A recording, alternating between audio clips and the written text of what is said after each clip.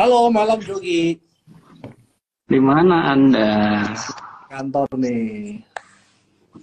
Di kantor. Ya, lanjut. Tadi ada yang nanya BBKP itu sebenarnya kayak salah satu bank yang lumayan murah sih kalau gue lihat. Iya, betul. Kayaknya udah bottom banget kan. Nah, pertanyaan gue nih Hans, kalau kayak misalnya beberapa model saham yang udah trennya downtrend parah gitu ya, contoh BBKP deh gitu. Even harga right issue terakhir kan harga 100 dan dia sekarang bahkan udah di 95, 96 di bawah harga right issue-nya kan. Hmm. Menurut lo gimana secara teknikal menentukan itu cenderung udah mulai bottom gitu, belum udah deket nih bottomnya, ada nggak sih caranya? Sebenarnya kalau mau lihat dari isu fundamentalnya, sebenarnya kan kita udah tahu semua Jok ya. Hmm.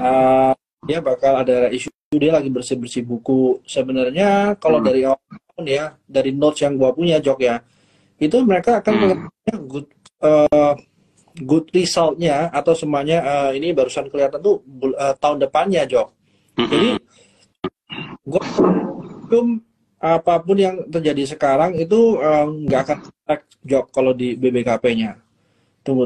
Gue liatin ya, mana gue punya catatan BBKP. Ya, memang dibilang kan manajemen juga tahun depan Dan atau 2025 baru benar-benar clear lah. 2024 ya 2024 udah mulai clear ya lo. Harusnya komplit 2023 ini sih Jok ya. Terus juga mereka kan kalau lu lihat itu kan akan buat digital banking apps juga tuh buat mimicking Kukmin Banks kan. Nah, itu launchingnya 2023, tapi akhir tahun. Nah, kita nggak ngerti apakah nanti akan dapat apa kayak. Kenapa nih? Kalau lu lihat Jok ya, bank yang digital kan lumayan udah uget-uget ya Jok ya. Dimulai dari Arto ya, mari naik dulu. Terus BBHI yang tahu-tahu selama seminggu ini naiknya gila-gilaan tuh, Jok. Nah, baiklah kalau lu BKP tadi berdasarkan teknikal yang lu bisa jaga sebenarnya kapan sih dia buat divergence ya atau perlambatan ya. Nah, perlambatan itu kalau mau lihat lagi downtrend kayak gini, yang lu lihat kan sebenarnya reversal. Reversal kalau mau benar-benar bagus itu harus yang di major trend Jok. Nah, sementara kalau lihat reversal yang paling cepat itu adalah di minor trend atau di small trend, small trend. This nggak ada nih sekarang nih. Nah, kalau lu berharap dari fundamentalnya yang tadi belum kemana-mana, resultnya mungkin akan bakal kelihatan tahun depannya. Terus dari technicalnya juga ada sih dia kayak divergent Jok ya. Tapi balik divergent itu kan tanda-tanda dia mau balik arah, belum reversal. For now, kalau kita retail ya Jok ya, mungkin ada yang gini Jok. Kalau institusi itu mereka rely on fundamentals supaya mereka bisa masuk harga murah di bawah Jok ya.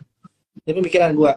Sementara kalau kita nunggangin besar atau ya maker yang gede nih Jok, supaya waktu mereka naik kita ikut masukkan Jok ya. Otomatis yang harus kita pegang ya teknikalnya. Jadi lu bahas teknikalnya aja. Teknikalnya berarti belum ya? Belum ada sih tanda-tanda ya reversal. Ya, kalau fundanya teman-teman ikutin aja. Dia kan memang sempat turunin tuh dia punya NPL dari double digit ya, 12-13%. Kemarin terus bersih-bersih. Target tahun ini di angka 6 gitu kan. Which is tahun depan harusnya di angka 5 gitu kan. Ya cuman average perbankan di angka 3. Sebenarnya ini masih stepnya cukup jauh sih. Untuk sampai ke rata-rata, ini kita sih dari lihat risk-nya ya. NPL rate-nya di berapa. Nah, itu dia masih 5 atau 6%. Ini kan masih quite high.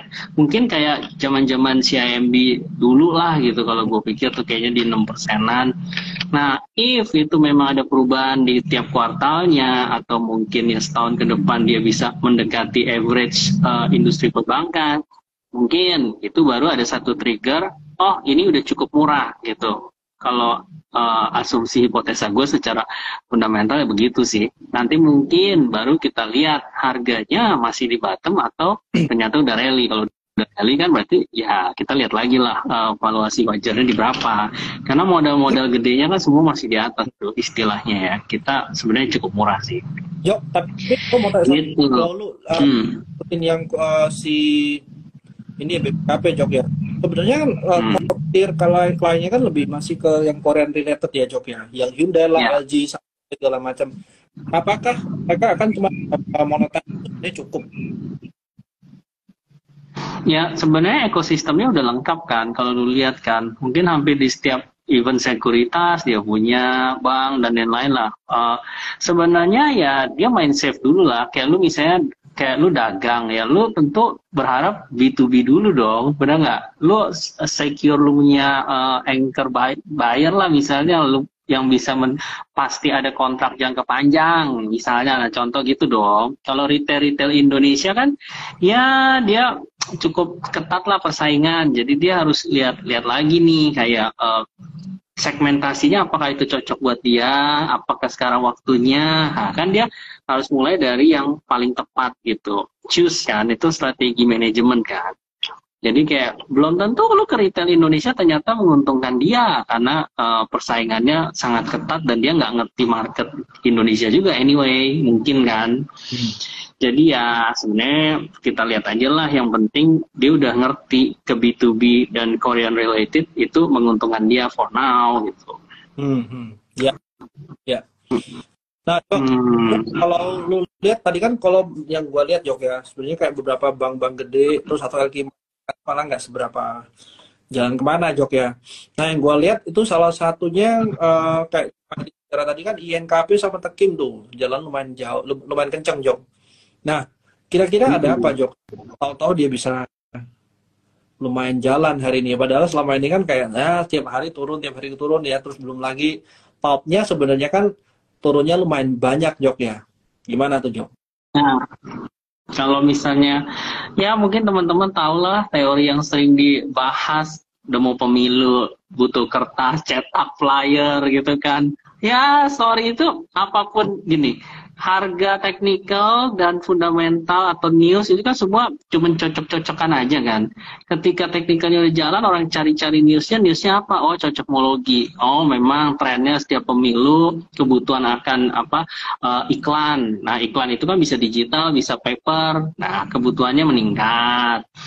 Nah, yang kayak gitu nyambung. Atau memang juga kemarin kan udah selesai dia punya maintenance dan lain-lain, kapasitas produksi bisa maksimal, bisa digoes lagi, otomatis kan revenue bisa normalize lagi gitu kan, jadi naik lagi. Atau memang juga ya sektornya udah sangat under value, mungkin yang related kayak pulp and paper tuh gue jadi keinget kayak semen nih. Ya itu semen sekarang juga masih mirip-mirip tuh ya kan, kayak mungkin dia punya production cost bisa jadi agak turun karena coal gitu kan turun kan, bahan bakar dari itu bisa jadi efisiensi gitu. Dari beberapa hal itu orang bisa menilai kayaknya udah under value, sedangkan mungkin yang agak tinggi apa bank dan lain-lain kan, jadi orang mencari-cari alternatif. Karena mungkin seminggu ini gue melihatnya gini loh, kayak big banks-nya big cap ya, big capnya itu kayaknya so-so aja. Jadi indeksnya kan masih di 67 bolak-balik. Tapi sebenarnya lu merasa kayak rame kan? Karena lu punya small cap, medium cap. Iya, betul. Nah, itu yang main terus mereka kan ganti-gantian. Jadi lu merasa ya rame-rame aja, kayak ijo-ijo aja, walaupun kenyataannya indeksnya nggak kemana-mana gitu. Nah, teman-teman kalau yang merasa boring, jangan berarti lagi pada pegang big cap atau apa nih? Karena kalau yang pegang small mid cap sih rasanya kayaknya tiap hari sibuk aja tuh. Hari depan, soalnya kayak Joe lagi punya mid small. Ya tadi halo Denzel Abdullah tadi dia menyapa. Jadi sambil gue baca-baca. Itu Hans. INKP-nya Jok ya. Sebenarnya kan earningnya kita bandingin kalau INKP biasanya sama ya. INKP sendiri lu lihat earningnya sebenarnya terpantau lumayan stabil ya Jok ya. Kalau earningnya itu yang lumayan berantakan sih Jok. Apalagi di Q1 nih, wih hampir ini rendah banget ya. Tapi kalau menurut gua secara teknik kelihatan menarik, lebih seksi itu. Soalnya seenggak-enggaknya kalau kita orang teknikal ngelihatnya, lu tutup gap dulu deh. Nah, bicara soal sebenarnya banyak saham-saham yang kalau lu lihat gapnya tuh ya, lu jadiin target naikkan atau target penurunan itu sebenarnya lu bisa ambil untung lah dari sana. Contoh yang paling kelihatan mata ya, yang udah kejadian itu Arto tuh, yang dari kapan hari gua bilang Arto dia udah berapa banyak gap ya, itu dapat loh Jok ya. Kemarin per hari Senin kemarin ya, dia closing gap benar-benar full dan habis itu selesai. Goto juga salah satunya. Apalagi ya kalau gue lihat ESA. Nah, ESA tuh juga tuh. Nah, lumayan kan? Sekarang ESA kalau lihat udah mulai naik trennya. Ini sebenarnya ada 3 gap area di atas tuh.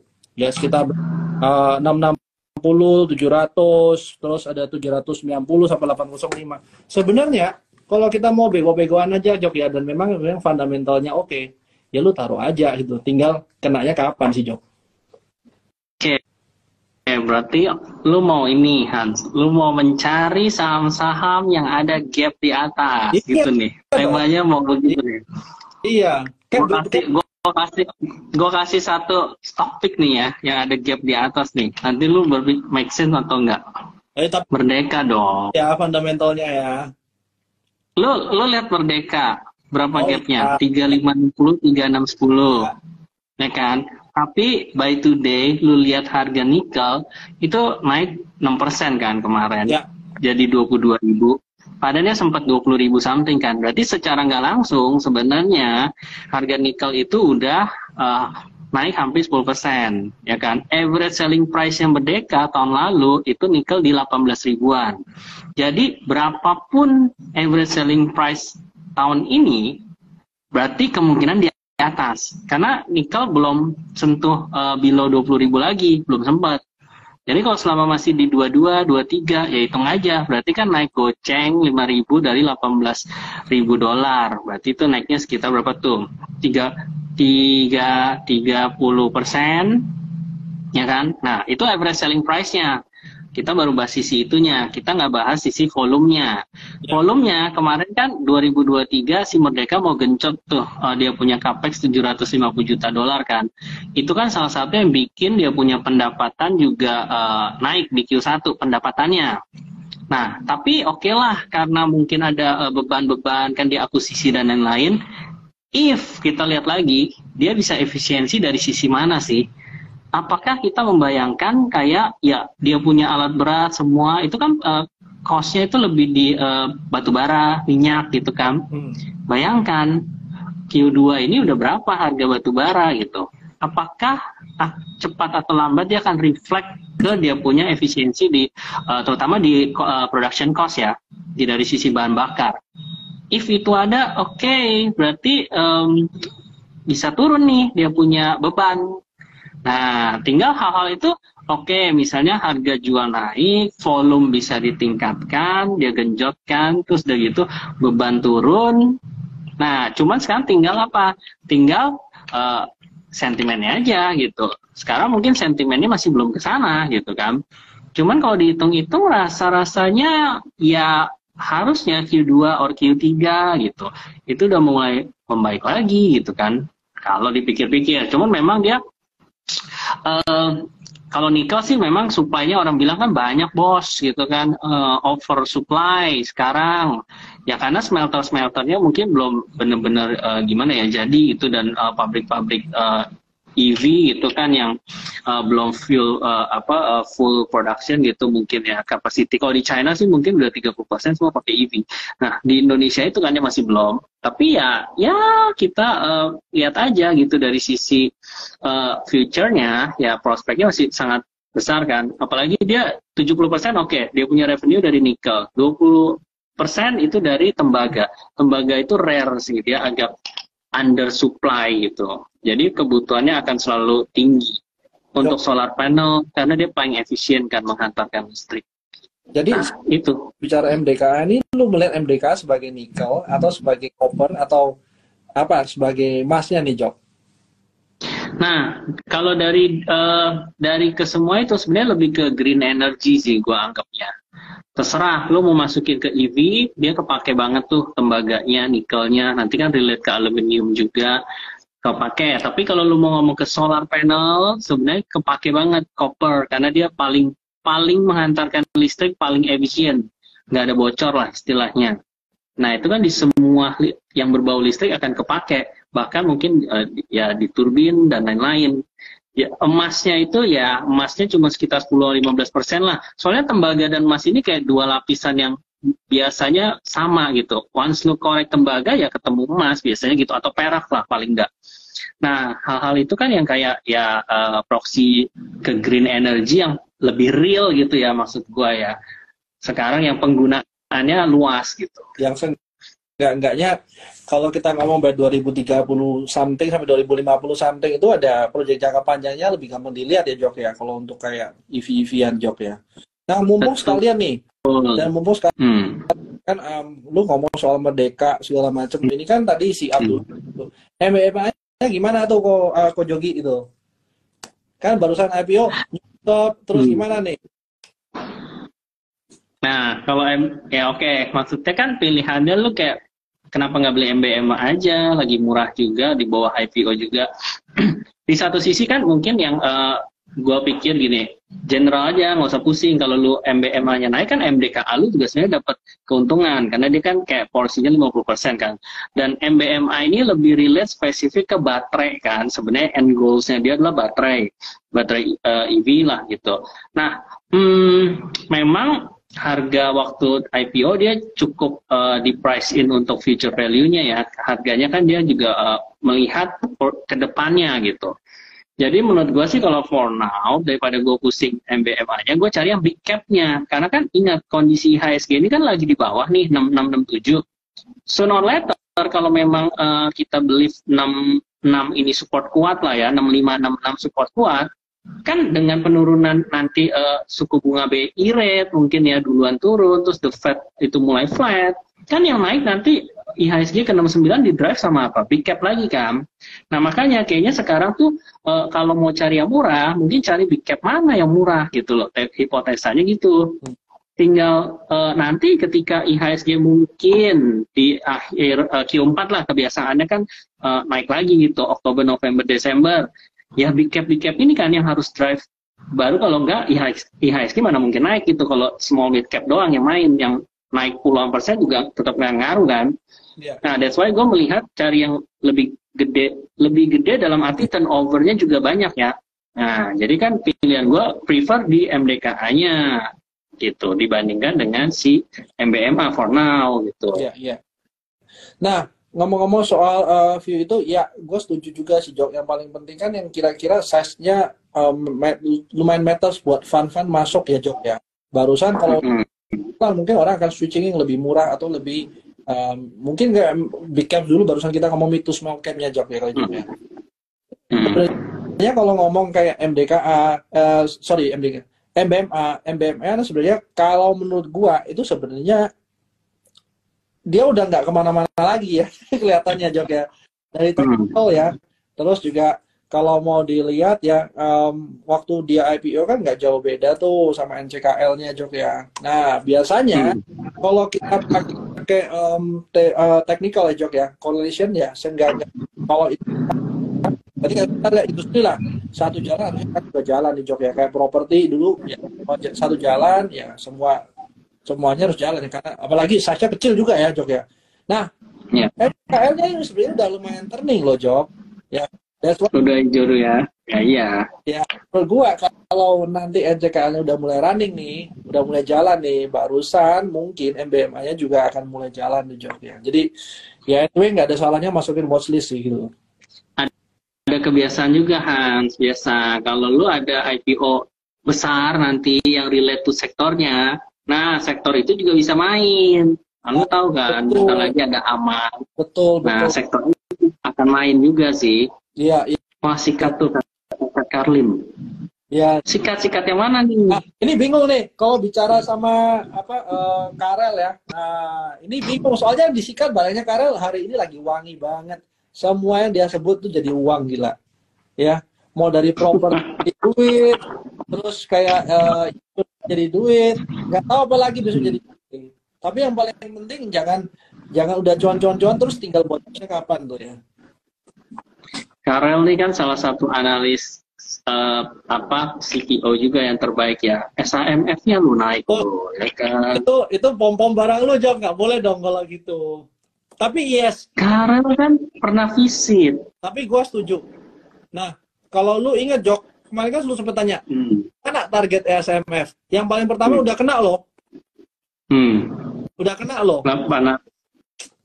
Kan gue udah bilang, Jok, kalau melakukan seperti ini, lu cari kira-kira yang ini, Jok, lu cari yang benar-benar ada gap. Tuh, 825, 850 close sama. The next gap itu ada 940 sampai 1010. Dan enggaknya lu hitung aja sekarang upsize-nya sampai ke berapa gitu. Wow, berarti dengan kata lain Anda akan bilang itu ke 1000. Ya, hopefully ya. Tapi kalau punya barang, ya lu boleh ketawa-ketawa deh kalau dari bawah. Kalau enggak, ya jangan kejar gitu. Lalu ngomong-ngomong soal industri yang sama atau mungkin konglomerasi Jok ya. Nah, ini tadi kan sempat tuh Tere ngomong soal BNBR segala macam ya, Jok. Nah, sekarang kalau dilihat itu kan besok di VKTR, Jok. Itu kan hari terakhir tuh, Jok. Anyway, jam berapa? Penawaran umum. Ya. Kenapa? Besok jam 10 terakhir ya kayaknya. Ya kalau sebaiknya gitu sih, jam 10 11 gitulah udah masukin kan terakhir untuk IPO-nya, karena itu batas terakhir. Nanti Senin dia listed, harganya sih harga lumayan murah ya. Iya. Ada pandangan nggak lu, Hans, tentang VKTR? Mungkin kemarin udah Pak Anindya Bakri kan juga ada sempat live sama Billy sama Bro MJ juga kan ya. Udah mungkin di-share banyak tuh filosofinya. Cuman kalau lu pribadi gitu misalnya, Hans, lu beli nggak? Gini ya, kalau sebenarnya waktu sejak ada VKTR lebih ini, malah gua tuh lebih sering lihat Jok ya. Dan ternyata memang banyak ya barang-barangnya VKTR itu. Gue barusan kulihat kan lo. Ya, ada yang warna orange, warna biru kalau nggak salah ya. Nah, untuk kita ngomong dari yang kemarin Pak Anindya Bakri bicara yang sebenarnya menarik ya. Tapi yang menjadi gua, apakah seperti tren-tren sebelumnya nih, yang si anak usahanya mau IPO, induknya juga atau sentimen positif. Nah, BNBR-nya nih sekarang, Jok, sebenarnya masih menarik untuk dilihat nggak sih? Atau lebih baik kita fokusnya ke VKTR-nya doang nih, VKTR-nya aja, Jok.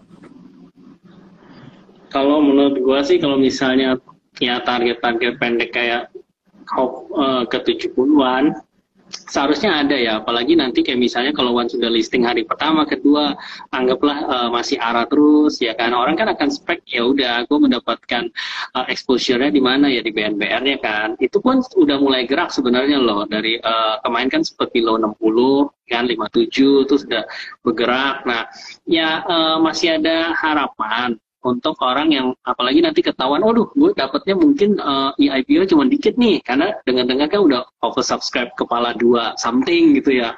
Udah lumayan, gila banget tuh demand-nya kan. Nah itu yang akhirnya nanti BNBR sih gerak juga, apalagi ada temennya Dewa gitu kan, sisternya udah gerak. Kamu mau bahas Jok ya. Dewa juga hari ini gue juga nggak nyangka ya, opennya gap up loh, closing berapa, 22% something ya. Nah, apa tuh ini sustain nggak sih, atau cuman ya, lu masih mau lihat lagi nih gitu loh? Kenapa nih? Gue harus bahas ini kenapa, Jok? Yang pertama, kalau tadi kita bicara di awal gap atas gap bawah itu sebenarnya kan menarik ya, Jok. Yang masalahnya kalau bawah tuh dia closing gap bawah kan jadi kesel juga ya dibawa ke atas ya, Jok ya. Apalagi lu kalau udah belinya hari ini. Gimana, Jok? Ya, kalau berita kan ya oke, manajemen benar kata Abdullah mau berubah gitu kan, ditempatkan orang yang related to Salim Group gitu kan, which is sama lah case-nya kayak BRMS gitu sebelumnya. Nah tapi memang harus dilihat sih, dikawal sih, cuman pakemnya apakah dia akan seperti BRMS yang harganya 100 lebih ya, I don't think so juga, karena ini ingat, ini cuma kontraktor, ini bukan yang own the mining field-nya kan. Jadi kan the valuation of course beda, dia cuma jasa kan. Nah, jadi kan kita harus kasih faktor-faktor diskon lah. Jadi kalau mengharapkan bisa segede BRMS kok, tunggu dulu gitu. Dan yang kedua juga kita mesti lihat kan, dia kan mau issue or something, harga berapa gocap ya, kira-kira bayangannya asumsinya kan di situ. Tapi ya setelah duitnya masuk misalnya nanti dimonetize, masih jauh lah perjalanannya, memang harus dikawal juga. Tapi mungkin pakemnya gitu sih, naik bisa aja tapi mungkin tidak se PRMS lah gambarannya gitu. Nah, kenapa nih harus ada dua hal yang buat seperti tadi kan, Jok, berdasarkan technical itu bawah tuh gap up tuh, di atas tuh sebenarnya ada gap area juga, Jok ya. Lebih 75 sampai 77 something, Jok. Nah, mungkin kalau dia cukup sustain di harga sekarang, possible seenggak-enggaknya di area gap itu ada potensial upside lah, Jok ya. Itu sih poin gua sebenarnya kalau ke Dewa. Nah, lalu lanjutnya kalau kita bilang soal kontraktor-kontraktoran, sebenarnya Doit nggak, Jok? Doit itu juga lumayan ya. Moving dalam channelnya cukup rapi ya. Terus structure market juga belum patah. Masalahnya dari call ini sebenarnya kan masih turun ya, Jok ya. Apakah udah mulai bottom or melihat dulu deh kalau untuk komoditi, apalagi yang coal related segala macam. Gimana tuh, Jok? Makanya kalau komoditi ini kan ingat nggak kalau dulu misalnya yang kita waktu zaman-zaman Imlek itu kan sempat gua ceritakan kayak harga daging gitu pas Xinjia Imlek di China tuh justru the lowest ever gitu, bukan harusnya itu menjadi highest di setiap tahunnya gitu pada momen Imlek karena orang konsum banyak kan, ternyata enggak, dan demandnya itu benar lanjut melemah gitu loh, walaupun reopening China itu juga nggak benar-benar membuat ekonominya tuh balik seperti sebelumnya lah. Dan kemarin kan year on year nih yang data terakhir masih minus 4% kan year on year dia punya inflation gitu.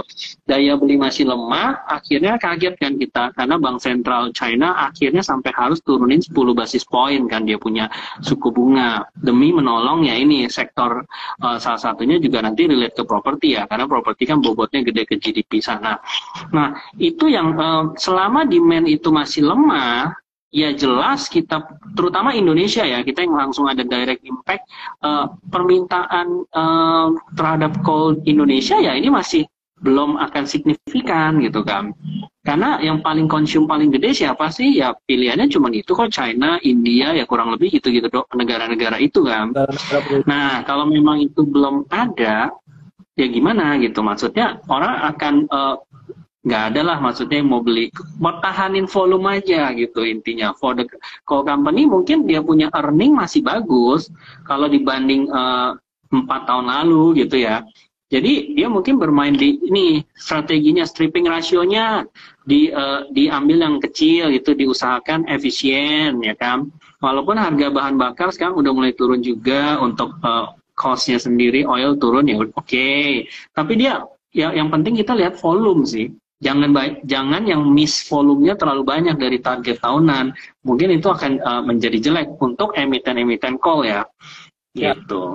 Ya. Makanya gue lebih prefer yang nickel base, yang copper base, sama-sama komoditi. Karena secara makro, ya kalau suku bunga itu beneran turun, kan appetite terhadap aset beresiko itu kan lebih tinggi kan. Salah satunya ke pasar saham gitu, ke komoditi, itu pasti akan dampaknya positif, yes. Tapi gue lebih prefer ke komoditi yang tadi, yang relate ke demand ke depannya masih banyak. Ya itulah yang relate EV dan lain-lain sih.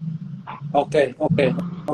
Nah, Jok, ini kan waktu kita juga sebenarnya nggak banyak ya, sampai jam 9, karena di kantor ya. Nah, mungkin yang gue mau tanya berikutnya itu lebih ke properti sektor, Jok ya. Nah, kalau lu lihat kan properti sektor kemarin berjalan lumayan ya, Jok ya, mau SMRA dan segala macamnya. Nah, gue masih ngelihat saham-saham kayak SMRA lah, terus kayak SSIA, Pakuwon, Ciputra, Bah Technical masih oke, Jok. Nah, tapi menurut lo gimana, Jok? Sebenarnya sudah selesai dan waktunya kita move ke sektor lain, atau ya sebenarnya story-nya akan masih jalur lagi nih, Jok.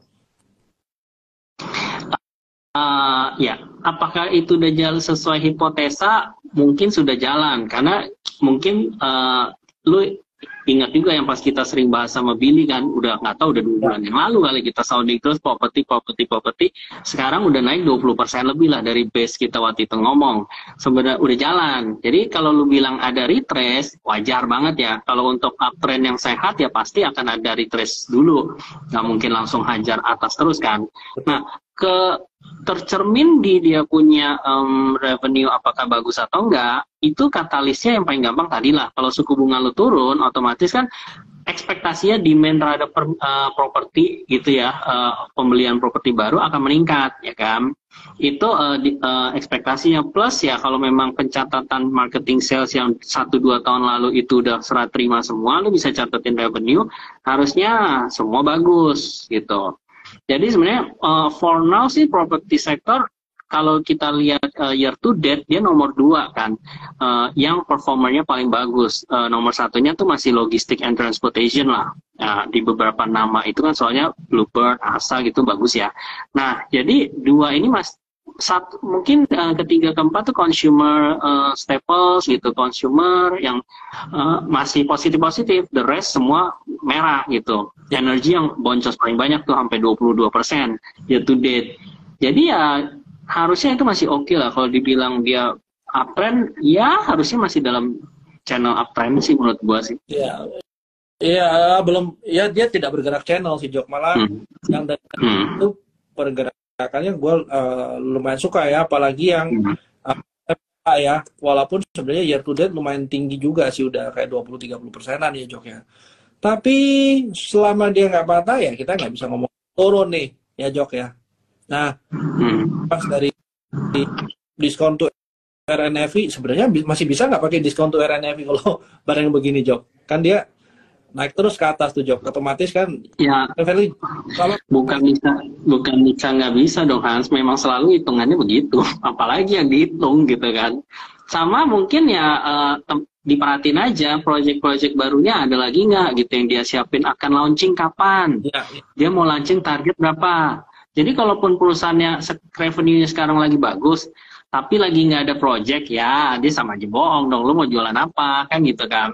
Nah itu yang harus dilihat tuh, ada project-project baru dan nilainya berapa yang akan di launching. Nah itu kan akan jadi marketing sales, at least itu bisa positif juga tuh buat sentimennya ya gitu di sektor-sektor properti sih. Iya. Nah jadi menurut lu, Jok, kira-kira sampai hari Jumat ini, sampai 1 minggu ke depan, apa aja, Jok, yang bisa kita pantau seenggak-enggaknya menurut gue yang paling safe itu yang masih belum jalan atau yang lagged, Jok? Balik lagi ya, orang mungkin menunggu semua Kamis malam subuh itu kan tentang the Fed, apakah dia ada flattening gitu kan suku bunganya, masih stay nggak di 5,525 gitu kan. Karena kalau secara future ini kayak appetite-nya kan dia konsensus sudah di sekitar 5,18, which is kan sebenarnya sama kan dengan yang sekarang gitu, 5-5,25%. Berarti kan asumsinya tidak ada kenaikan lagi the Fed. If itu Kamis kejadian, Jumat pasti responnya cukup bagus, terutama yang big cap juga nih harusnya mulai gerak. Kalau yang 1-2 minggu ini udah sideways, bisa jadi gerak lagi. Komoditi bisa jadi gerak lagi gitu kan. Nah dari hal-hal itu harusnya teman-teman tinggal pilih sih mana yang lagi murah. Jangan, gini, spek mungkin diuntungkan nggak? Diuntungkan. Tapi kan ya mau ukur risk and rewardnya paling gampang kan gitu kan. Risknya berapa, rewardnya berapa. Kalau lebih gede rewardnya ya itu yang kita carilah ya kan. Iya. Setuju, Jok. Nah ini mantap pinnya Ko Jogi gitu loh. Nah kita ngomong kalau kemarin kan cara sama si Richard tuh, huruf A udah Arto, B udah B Bevin, C udah Cevin. Habis ini apa lagi, Jok? Tinggal huruf D apa nih? Gimana? Iya.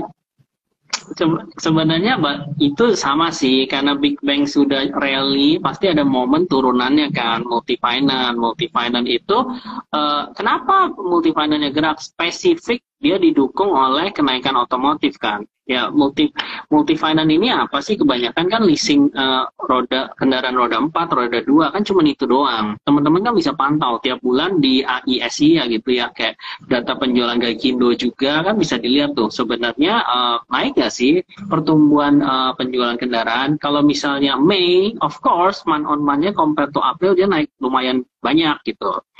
Nah dari situ itu kan yang paling impact banget ke multi finance, karena kalau perbankan kan semua juga sebenarnya lempar ya leasingnya itu kan ke multi finance-nya, jadi ya lebih sensitif, lebih berdampak kenceng gitu terhadap multi finance, apalagi kalau suku bunga diturunin. Orang-orang akhirnya daya beli udah mulai naik lagi gitu kan, ternyata suku bunga turun. Nah itu kan kayak lu makin ngebet pengen nyicil dong jadinya. Gitu. Cuman ini oke nih, kalau ngomong otomotif banyak yang ngomong Dharma. Ya Dharma juga proxy itu otomotif itu kenceng juga, karena yang supply auto dan Dharma dua itu aja kan. Ya, auto, Dharma, mungkin satu lagi SMSM ya. Tapi mungkin ada story ininya Dharma sama auto sih, Jok. Ya. Tadi A, B, C, D udah Jok, tinggal huruf E nih Jok yang belum jalan apa Jok? Huruf E. MTech ya, MTech ya. Terus apa lagi tuh? MTech could be S1 tuh. Nimrod Box tuh, pintar tuh, S1. Kan tadi kita udah ngomong, ada close gap di atas yang, ada gap area di atas yang sebenarnya bisa jadi target loh. Kalau tadi kita kemarin ada satu klien kita yang kontak gue nih, masuknya 5 hari ini sama dia dijual di high-nya hari ini. Udah beres ya. Sebenarnya ada banyak sih, energi juga bisa sih, tapi ya harus dilihat ya. Moodnya mungkin lagi nggak kesana gitu. Mulai sekarang kita gini aja Hans, kalau lagi live itu dari awal kita bahas dulu yang A, 1-2 stok, lanjut B, sampai terakhir Z, panjang bener. Ya. Nggak boleh langsung ke T ya Jok ya? Ke T yang mana nih? Oh, Trimegah. Trim. itu skip dulu. Nah tapi menurut gue ada ya kayak masih menarik ya, kan ini masih menarik ya, kemarin lumayan ya waktu di 1440 ya. Nah sebenarnya kalau gue suruh pilih lebih cari barang-barang begini Jok, yang naiknya tuh lebih kayak anak tangga, itu lebih gampang ya, dan orang-orang tuh nggak takut untuk hold Jok. Kalau dia naiknya kenceng kayak tiang listrik, tahu-tahu dia drop ke bawah, itu orang jadi takut, apalagi yang nggak ada pullbacknya, orang jadi lebih gampang weak hand ya. Naiknya juga takutnya yang beli dari bawah banyak terus dibuang ke atas semua ya. Itu tebik juga sebenarnya juga menarik sih. Nah mungkin kalau tebik itu gue melihat kalau misalnya suku bunga turun ya Jok ya, harusnya itu impact ke dia, bukan cuma tebik lah, semua tawar-tawar itu impact ke dia punya revenue juga lumayan sih Jok. Tapi ya kembali lagi ya, kita masih lihat konsensus ini sekarang kan kayaknya either mereka pause nggak kemana-mana Jok ya, or tetap ya wacana untuk naikin 25 basis point lagi Jok ya. Tapi anyway, so far nggak ada bad news so far ya Jok ya. Ya itu sih yang harus kita lihat sih. Nah, nah mungkin teman-teman ada yang ini sih, kita belum sempat ngomong ya, kita ada terima community. Nah untuk terima community ini kita sebenarnya prioritasnya klien teman-teman yang aktif lah ya, klien-klien yang aktif ya.